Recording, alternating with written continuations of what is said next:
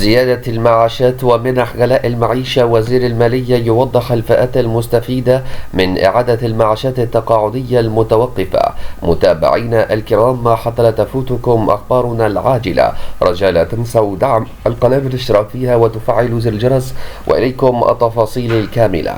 أكد وزير المالية السوري محمد يسر أن التعاميم التي أصدرتها الوزارة مؤخرا بشأن تسديد الرواتب التقاعدية لعدد من الفئات التي كانت معاشاتها موقوفة تهدف إلى إتاحة الفرصة لمن يرى نفسه مستحقا للتقدم بطلب رسمي حتى تتم دراسة حالته وفق الإجراءات المعتمدة. وأوضح وزير المالية السوري في منشور له عبر صفحته على موقع فيسبوك أن الوزارة دعت كل من يعتقد أنه مستحق للمعاش إلى تقديم طلب يتضمن استمارة تحتوي على مجموعة من الأسئلة تمهيدا لتنظيم الملفات ودراستها بشكل منهجي وسريع من قبل الجهات المختصة تمهيدا لاتخاذ القرار المناسب بشأنها. وأشار وزير المالية السوري إلى أن وزارة المالية والمؤسسة العامة للتأمين والمعاشات ليستا جهتين قضائية أو أمنية أو سياسية، بل جهتان ماليتان، موضحا أن دورهما يقتصر على وضع آلية وإجراءات تمكن من يعتقد أنه مستحق لمعاش تقاعدي من التقدم بطلبه للنظر فيه وفقا للأصول.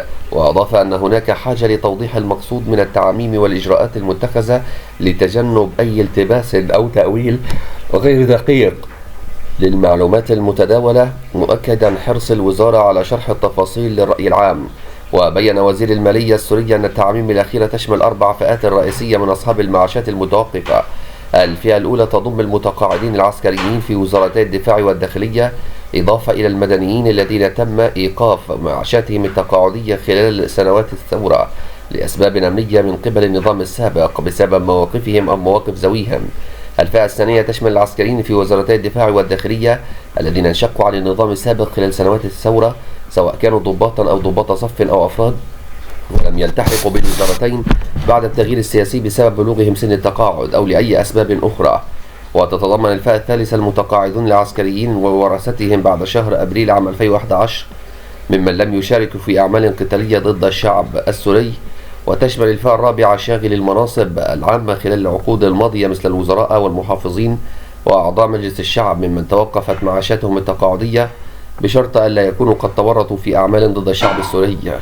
ومن المتوقع أيضا أن يتم إصدار منحة غلاء معيشة تقدر بحوالي 20,000 ليرة سورية حتى 50,000 ليرة سورية خلال الأيام المقبلة، وذلك لمساندة المتقاعدين وأصحاب المعاشات على الحياة في ظل الارتفاع الشديد في الأسعار بسبب الحرب الأمريكية على الشرق الأوسط.